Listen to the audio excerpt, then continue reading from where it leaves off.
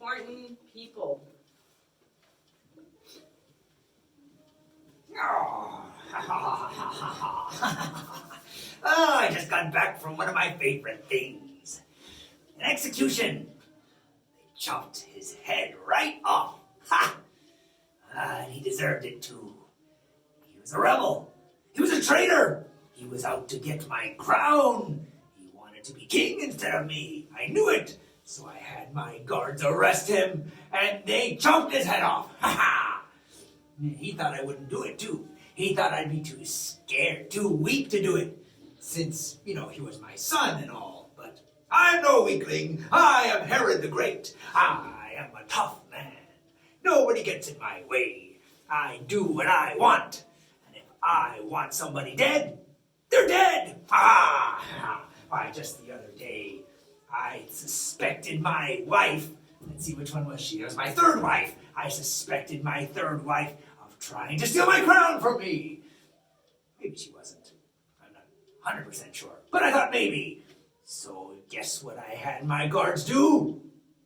Chop her head off, of course. I like it when people's heads get chopped off. If anybody tries to get in my way, that's what's going to happen to them. They better look out. Because I'm Herod the Great. Caesar Augustus, the Emperor of Rome, put me in charge of Israel. Nobody's going to take this kingdom away from me, or otherwise, what do you think will happen to them? Chop right on the head! Ha ha ha ha! Wow, he's kind of a scary guy, isn't he? Wow, we're really going to have to protect Jesus from him, I think. You know what? Now I've got another assignment. Far away in Rome, there's another very important, more important than Herod, man that I'm getting assigned to. Because, do you remember the wise men? He read a prophecy that Jesus was to be born where? No, in a city called Bethlehem. And Bethlehem is far away from where Mary and Joseph are. So I need to go and influence this man. Yes. Oh, good. I've left my scroll right here. Oh, those senators continue their complaining and whining. Oh, we need more money, we need more money. Oh, they think I'm spending too much money in my wars in Africa, but I'll tell you what, we're winning, all right. It is true, though, if we don't have enough money in the treasury, then we can't afford to make those nice paved roads we spread out all over the kingdom. And we wouldn't be able to pay for all the soldiers that march on those nice roads. Yes, that would be a problem as well. Very important to have lots of soldiers for the Empire of Rome. Oh, and if we didn't have enough money, well, then I couldn't continue to have my favorite food. Do you know what my favorite food is? It's salad. Yes, it is. I love salad. Well, anyhow, I should introduce myself to you. My name is Caesar Augustus, and I am Emperor of all Rome. Today I'm here in my workroom, just a small little place, to write a new law, to try to raise some money. Let's see, how shall we raise money? I suppose if well, it's simple enough. We'll just tax the people. Yes, I'll just say everyone has to come and pay some money. And then they'll do it, because if they don't, my soldiers will get them in trouble. Let's see, so we'll write the new law here. All citizens of Rome shall pay a tax for Caesar. Signed.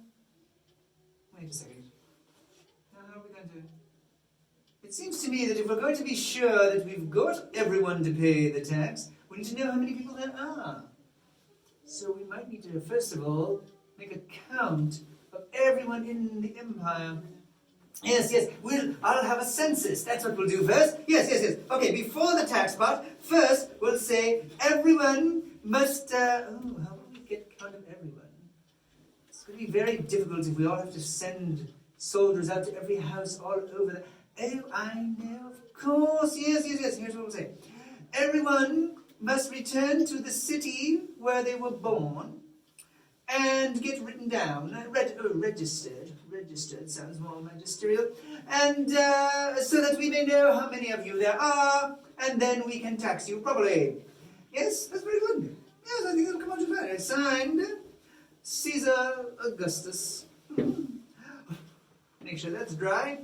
Yes, I think that'll work just fine. You know, it's interesting. I don't really know how I came up with that part about the census. It just came to me all of a sudden. But it seems like a good idea. I'm pretty sure it'll work just fine. So we'll make sure everybody gets that announcement. And, you know, shouldn't be too difficult, really. I mean, how many people are really going to have to travel anyways? You know, most of them, they live right in the same town they were born in. It'll be no problem. And for those who do have to perhaps travel just a little way, just a short distance, well, they're not going to complain, because after all, they're doing it for me. Caesar Augustus. And everyone will enjoy the opportunity of giving a little money to the Roman Empire. You know, it's a way of showing that they care, that they appreciate all the things I've done for them. Yes, very well. Well, I shall definitely have this sent into law and sent out by messengers all throughout the empire, and I believe it will work out just fine. In fact, I think perhaps I shall have to have a little celebration. Yes, in fact, servants, I've just completed some wonderful news, some wonderful work. I want you to prepare my favorite meal. You know what my favorite meal is, don't you? A salad. Prepare a salad for Caesar. Now, I'll be there in just a minute.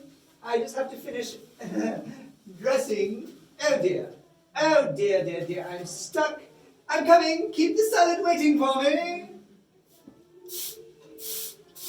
Hear ye. By order of the Emperor Caesar Augustus, everyone, every male, must return to the city where he was born, to be counted, and then to be taxed. This is official law. From his Emperor Caesar Augustus, there will be no exceptions, no exclusions. Hear ye, by order of... Oh, man. That means that Joseph would have to go... Oh, no! Oh. Mary, did you hear this? Yeah, I did. You realize that if I have to travel to where I was born, that's in Bethlehem? That's 90 miles from here. 90 miles! Yeah, that's Kind of far. Mary, my dear pregnant Mary, that is way too far.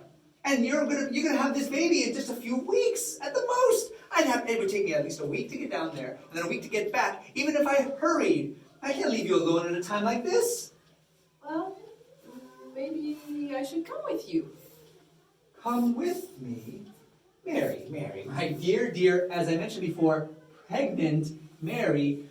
Look, I don't think you could make the walk. I mean, I've seen you go out to the garden just to be able to pick a couple vegetables, and no offense, but it takes you 20 minutes just to bring in a head of lettuce. Your legs are swollen, your belly is full, you can barely move.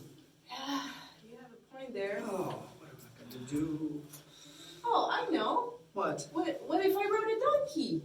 Rode a donkey? Yeah. Mary, my dear, pregnant, dear, very pregnant, dear Mary, we didn't even have a donkey. And even if we did, well, I mean, can you imagine riding a donkey for 19 miles? In your condition, the closest thing we have to a donkey is the sawhorses in my workshop, and those are obviously not going to work. I just don't know what we're going to do. What are we going to do? This is impossible. We don't use that word anymore. What, impossible? That's right. It was impossible for Elizabeth and Zacharias to have a baby in their old age. And look, it was impossible for me to get pregnant, but I am pregnant with God. All things are possible. So, I am going to go along with this seemingly impossible plan and let God make it possible. Oh, Mary, my dear, pregnant, dear, very faithful Mary. I wish I had as much faith as you do. Thank you for reminding me once again that we can just trust God and He'll work out the details. You're welcome, my dear, very non-pregnant dear Joseph. Now, can you go get me that basket in the workshop, the big one? What for? To pack to go to Bethlehem. Oh, to go to Bethlehem. All right. Well, yes, we need to go soon. Okay, I will try to get. I'll get the basket, and you know what? I bet you. Oh yes, the guy in town, Zachary. He'd buy the sawhorses from me. He's been needing some. Maybe I could get enough money there to be able to get a donkey, and we'll get a donkey that is the fluffiest, most cushiest donkey for you, my dear pregnant. All right. Dear, Shoo, very go pregnant. on. What? I just want to get you a nice donkey. Go get me the basket now, okay? All right, so I'll need some clothes and some food. Well, we met some very interesting people today. A couple of them didn't seem very nice, especially that first guy, Herod, huh? Whew, he seems like a mean fellow. He's very nervous about anybody taking his crown and his throne away from him. Do you think he's going to be upset when Jesus is born? I think so. And what did you think about Caesar and how he was making a law and it turned out to be the exact law that needed to happen so that Joseph and Mary would go to Bethlehem? Isn't that wonderful how the angel was able to just tell him exactly what he needed to do? It's interesting that God can even use people who don't know anything about God and who don't care about God, and He can still use them to accomplish God's plans. Well, Mary and Joseph are going to have to start traveling, and we'll see next week what happens as they get along on their journey, okay? But in the meantime, let's go ahead and pray so we can go on with the rest of our Sabbath school time. Please close your eyes.